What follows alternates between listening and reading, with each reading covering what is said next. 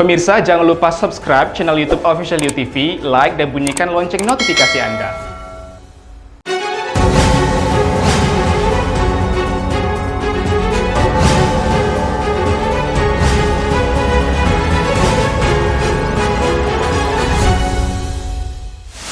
Puluhan truk penambang pasir terjebak banjir lahar dingin Merapi di Kaliboyong, Kabupaten Sleman. Satpol PP Kota Bandung menyegel Mall Festival Citylink selama 3 hari, buntut dari kerumunan pengunjung saat perayaan Imlek. SMA dan SMK di Batam kembali melaksanakan pembelajaran daring setelah guru dan siswa di salah satu sekolah positif COVID-19. Halo pemirsa, kita berjumpa dalam program News. Program ini memberikan informasi bermakna kepada Anda mengenai sejumlah peristiwa menarik di tanah air. Bersama saya Yulia Dwi Utari dan inilah News lengkapnya. Puluhan truk penambang pasir terjebak banjir lahar dingin Merapi di Kaliboyong, Kapanewon Pakem, Kabupaten Sleman pada Kamis sore. Sebanyak 24 truk terjebak banjir lahar Gunung Merapi yang sedang melakukan penambangan pasir di alur sungai. Peristiwa itu terjadi akibat hujan deras yang mengguyur wilayah puncak Gunung Merapi. Tidak ada korban jiwa dalam kejadian ini, namun puluhan truk rusak karena terguling akibat derasnya banjir lahar Merapi. Kapolsek Pakem Kompol Sukarminingsi mengatakan, para sopir tidak bisa mengendalikan truk keluar dari aliran sungai karena banjir datang secara tiba-tiba. Warga bersama relawan dan petugas BPBD Sleman berusaha mengevakuasi truk yang tertimbun material pasir dan batu. Tim UTV mengabarkan. Perusahaan kelapa sawit milik Bupati Langkat nonaktif terbit rencana perangin-angin diduga melanggar Undang-Undang Tenaga Kerja terkait upah layak dan hak pekerja. Sejumlah pihak meminta perusahaan tersebut diberikan sanksi sesuai hukum yang berlaku. Bupati Langkat nonaktif terbit rencana perangin-angin kembali menuai kontroversi. Kali ini perusahaan milik terbit diduga melanggar Undang-Undang Ketenagakerjaan. Dinas Tenaga Kerja Provinsi Sumatera Utara dan tim gabungan peduli buruh Sumut merekomendasikan agar perusahaan kelapa sawit tersebut diberi sanksi sesuai hukum yang berlaku. Berdasarkan penelusuran di lokasi, para pekerja yang tinggal di kerangkeng tersebut dipekerjakan hingga 10 jam tanpa diberi upah, hanya diberikan makan 3 kali sehari. Selain itu, para pekerja tidak didaftarkan menjadi peserta BPJS Kesehatan dan Ketenagakerjaan. Melakukan pembinaan pertama, yang kedua pemeriksaan, dan ketiga dalam rangka penegakan hukum ketenagakerjaan terhadap PT Dewa Rencana Perangin-Angin atas dugaan pelanggaran ketenagakerjaan. Yang kedua, kami juga tim gabungan ini sangat mendukung penuh upaya-upaya yang dilakukan oleh Bapak Kapolda Sumatera Utara beserta jajaran dan Komnas HAM untuk mengusut tuntas dugaan trafficking manusia yang ada di Kabupaten Langkat. Sementara itu, Koordinator Tim Gabungan Peduli Buruh Sumut, Willy Agus Utomo menyebutkan, pihaknya meminta agar Dinas Tenaga Kerja Sumut serta Polda Sumut melakukan pembinaan, pemeriksaan, serta penegakan hukum kepada PT Dewa Rencana Perangin-Angin, lantaran telah sewenang-wenang dan tidak memberikan hak pekerja yang sesuai.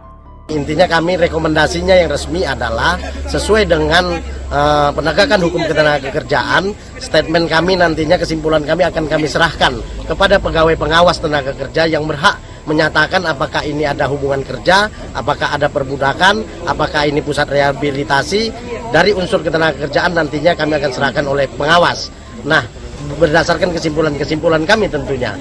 PT Dewa Rencana Perangin-Angin diduga melanggar Undang-Undang Tenaga Kerja Pasal 88 Ayat 1 dan 2, Undang-Undang Nomor 13 Tahun 2003, Junto Undang-Undang Nomor 11 Tahun 2020, dan Pasal 2 Ayat 1, PP Nomor 36 Tahun 2021 terkait upah layak dan hak pekerja.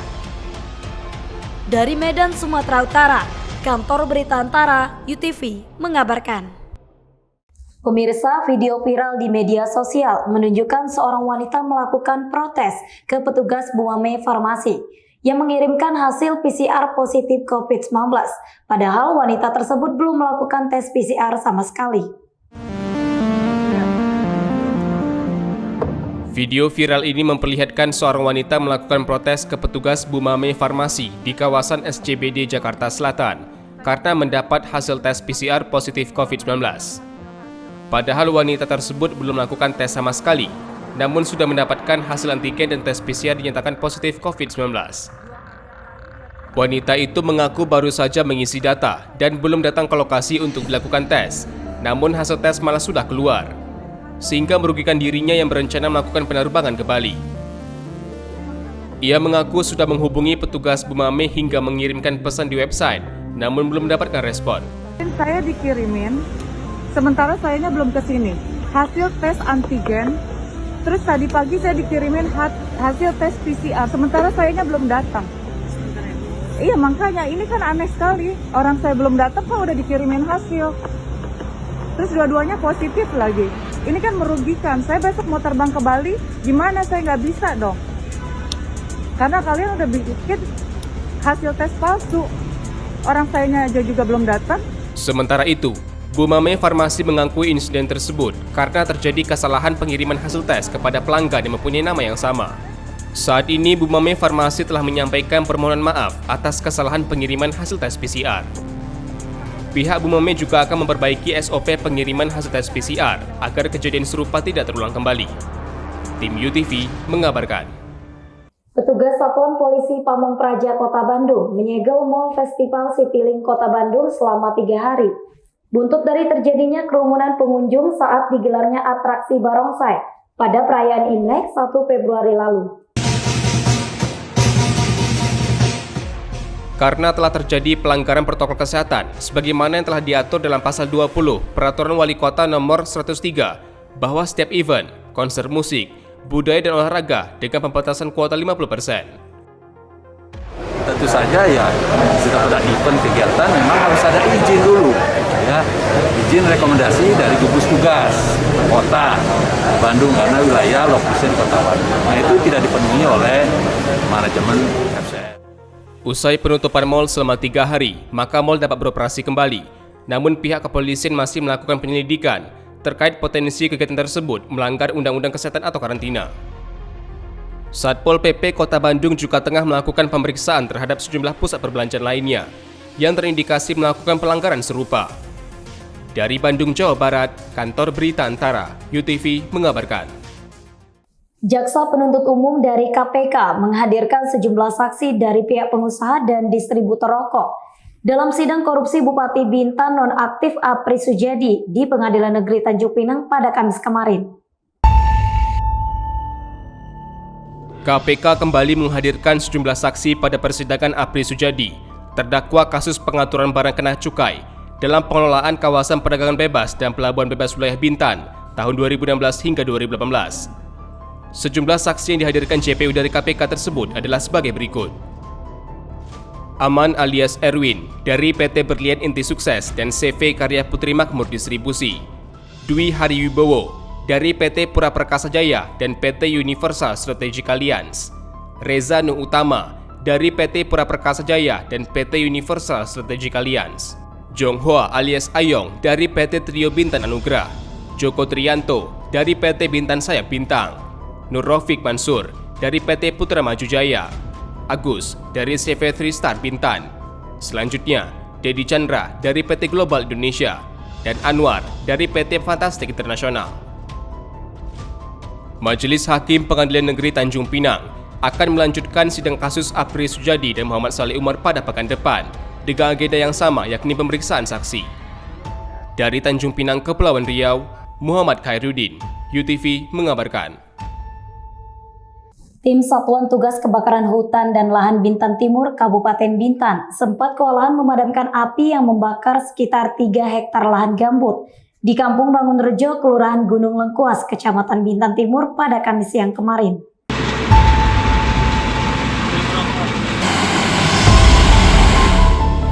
Api yang membakar lahan di wilayah 3 RT ini awalnya diketahui oleh Ketua RT setelah melihat asap yang mengepul area dekat rumahnya. Setelah dirinya mengecek sumber asap tersebut, ternyata dari api yang telah membakar lahan di wilayahnya. Dirinya segera menghubungi Babin Kamtibnas Kelurahan Gunung Lengkuas. Tidak lama berselang, mobil pemadam kebakaran milik UPTD Bintan Timur tiba di lokasi untuk memadamkan api di lahan tersebut. Tim Satgas Karhutla Bintan Timur sempat kewalahan memadamkan api, sebab setelah api dipadamkan, api kembali muncul dan membakar pohon di lahan gambut tersebut. Kebakaran lahan gambut ini berhasil dipadamkan sekitar pukul 19.30 waktu Indonesia Barat, setelah menghabiskan 38 ton air. Api, kobaran api menyeberang. Api itu menyeberang ke seberang jalan aspal. Api bisa dapat dipadamkan, mengingat lokasi tersebut lahan gambut. Untuk sementara ini kan masih praduga mungkin faktor sengaja dibakar untuk sementara ini. Mari jaga lingkungan kita. Sekarang ini anomali cuaca cukup ekstrim, angin kencang, kemudian cuaca cukup panas. Senantiasa menjaga lingkungan, tidak membakar sembarangan, kemudian tidak membuang rokok sembarangan di jalan. Dari Bintan, Kepulauan Riau, Andri Dwi Sasmito, UTV mengabarkan. Presiden Joko Widodo meresmikan ruas jalan tol seksi 1 Binjai Stabat sepanjang 11,8 km yang menghubungkan Provinsi Sumatera Utara dan Provinsi Aceh pada Jumat siang tadi.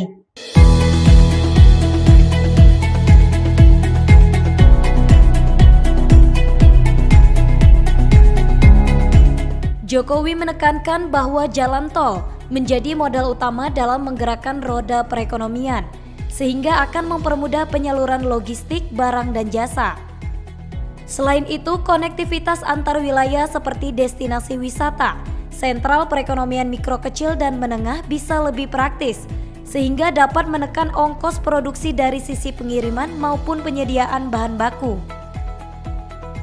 Dengan diresmikannya tol seksi 1 Binjai Stabat ini, diharapkan mempermudah pengiriman logistik, serta mobilitas masyarakat dari Medan menuju Kecamatan Stabat Kabupaten Langkat, yang kini bisa ditempuh dalam waktu 45 menit dibanding sebelumnya hingga 2 jam perjalanan. Harganya terlalu tinggi itu disebabkan oleh biaya logistik yang mahal, biaya transportasi yang mahal. Dan tadi kelihatan waktu kita lihat jeruk, begitu jalannya diperbaiki, ongkos logistik, biaya transportasi turun berapa persen, Pak? 75%. Arahnya semuanya ke sana, bukan hanya membangun fisik seperti ini. Rakyat akan menikmati, petani akan menikmati, pekebun akan menikmati, yang berkaitan pariwisata akan menikmati. Kalau itu disambungkan semuanya, jalan utama tol ini disambungkan dengan kawasan-kawasan produktif. Sementara itu, Menteri Keuangan Sri Mulyani mengatakan, selama tahun 2021, pihaknya telah mengucurkan dana melalui penyertaan modal negara atau PMN kepada PT Hutama Karya sebesar 25,2 triliun rupiah. Kita telah memberikan PMN kepada BUMN yang hari ini menjadi pelaku utama di dalam pembangunan tol ini, yaitu PT Hutama Karya. Tahun 2021 PT Hutama Karya mendapatkan PMN bahkan hingga 3 tahap atau 3 kali dengan jumlah total 25,2 triliun rupiah. Ruas tol seksi 1 Binjai Stabat ini dalam waktu dekat akan disambung kepada seksi 2, 3, 4, dan 5 dengan total panjang 130,9 km yang akan menghubungkan kota Medan dan Binjai dengan kota Langsa, Provinsi Aceh. Dari Binjai, Sumatera Utara, Kantor Berita Antara, UTV mengabarkan.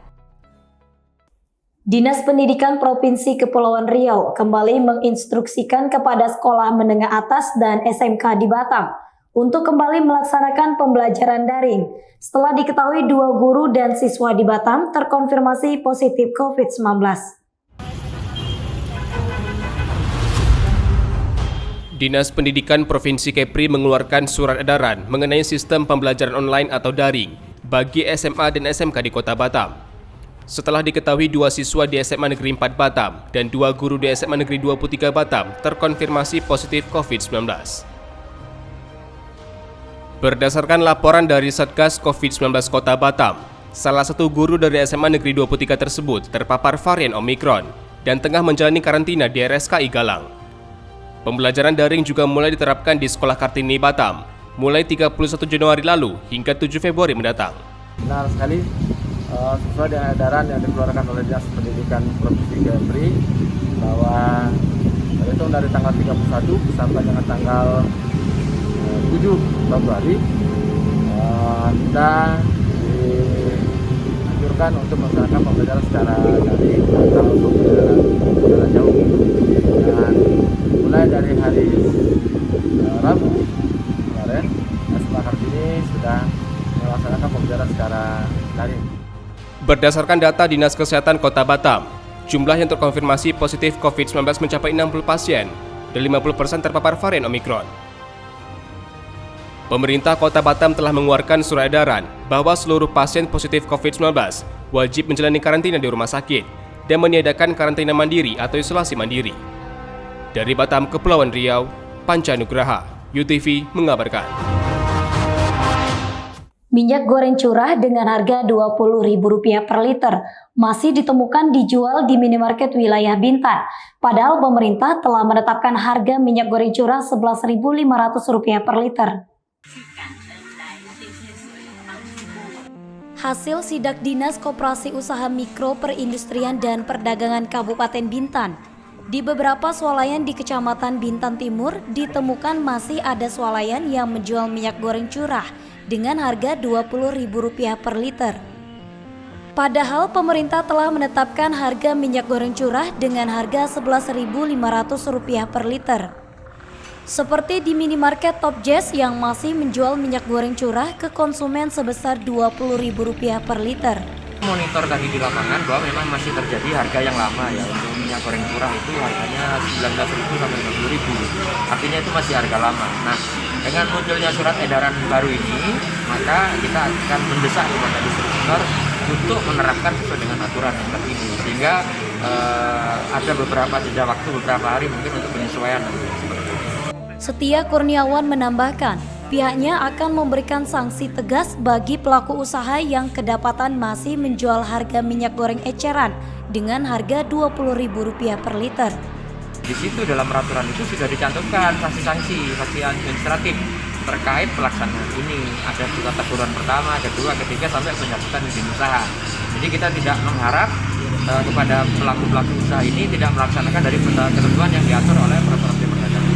Hingga berita ini terbit, manajemen minimarket Top Jazz belum memberikan keterangan terkait harga jual minyak goreng curah Rp20.000 per liter yang dijual di minimarket tersebut. Dari Bintan, Kepulauan Riau, Andri Dwi Sasmito, UTV mengabarkan. Ketua Lembaga Adat Melayu atau LAM Kepulauan Riau, Abdul Razak, mengukuhkan kepengurusan LAM Kota Tanjung Pinang pada Jumat tadi di Balai LAM Kota Tanjung Pinang. Jura Madi Esram diamanahkan menjadi Ketua LAM Kota Tanjung Pinang periode 2022 hingga 2027 setelah dikukuhkan beserta jajaran kepengurusan oleh Ketua LAM Kepri Abdul Razak. Jura Madi mengatakan, dengan pengukuhan ini, dirinya beserta pengurus siap mengemban amanah yang diberikan. Mulai hari ini akan istilah kami secara formal menjadi pengurus Adat Melayu Kepri untuk Kota Tanjung Pinang. Bersama kami ke depan tentu dengan standar yang ada di organisasi kami akan melakukan rapat kerja untuk konsolidasi. Insya Allah kita akan membentuk atau memperbarui musyawarah kecamatan 4 kecamatan. Kemudian kita akan kukuhkan juga dengan Hulu Balang yang cukup kecamatan. Setelah itu kita akan membentuk sampai tingkat kelurahan. Lembaga Adat Melayu kebetulan dan juga akan kita kukuhkan. Setelah itu baru kita melaksanakan program baik yang banyak partisipasi, meningkatkan perintah maupun pemerintahan untuk program yang substansial terkait dengan kemajuan budaya Melayu. Jura Madi menambahkan, LAM Tanjung Pinang akan berupaya mendekatkan adat istiadat kepada masyarakat dengan menggunakan teknologi dan informasi agar mudah diakses dan dipahami oleh masyarakat. Dirinya menyebut, LAM merupakan payung adat istiadat di Tanjung Pinang. Dengan tujuan yang luhur itu harus dicapai dengan beradat dan beradab. Kita tetap bersinergi dengan pemerintah kota, karena kita intinya juga membantu pemerintah kota dalam hal pemajuan kebudayaan. Juramadi berharap pemerintah Kota Tanjung Pinang dapat bekerja sama dengan LAM Tanjung Pinang untuk kepentingan masyarakat Melayu di Tanjung Pinang. Dari Tanjung Pinang, Kepulauan Riau, Muhammad Khairuddin, UTV mengabarkan. Kantor Pencarian dan Pertolongan KPP Natuna bersama pemerintah Kabupaten Natuna melakukan penanaman 100 bibit mangrove di Penagi, Kecamatan Bunguran Timur. Penanaman bibit mangrove ini dilakukan untuk mencegah abrasi pantai dan melestarikan ekosistem laut. Mangrove yang ditanam berjenis Rhizophora Mengel disediakan oleh Dinas Lingkungan Hidup Kabupaten Natuna. Kepala KPP Natuna, Maxianus Bekabel mengatakan, penanaman mangrove melibatkan Pemkab, Forkopimda, anak sekolah, dan organisasi wartawan di Natuna. Dirinya berharap, mangrove yang ditanam ini dapat tumbuh dengan subur, agar bermanfaat bagi hewan dan masyarakat di sekitarnya. Itu dilaksanakan serentak seluruh Indonesia untuk seluruh kantor SAR untuk bagaimana untuk bisa melindungi wilayah daerah yang terdampak abrasi untuk mengurangi abrasi atau pengurangan perairan yang mengikis daratan. Sementara itu, pelaksana tugas Kepala Dinas Lingkungan Hidup Natuna, Wan Udayani mengatakan, mangrove tersebut baik ditanam di lokasi itu, mengingat lokasi itu merupakan habitat dari mangrove jenis Rhizophora. Dari Natuna, Kepulauan Riau, Muhammad Nurman, UTV mengabarkan. Terima kasih telah menyaksikan informasi yang telah kami sajikan. Tetap saksikan news selanjutnya. Salam sehat, sampai jumpa.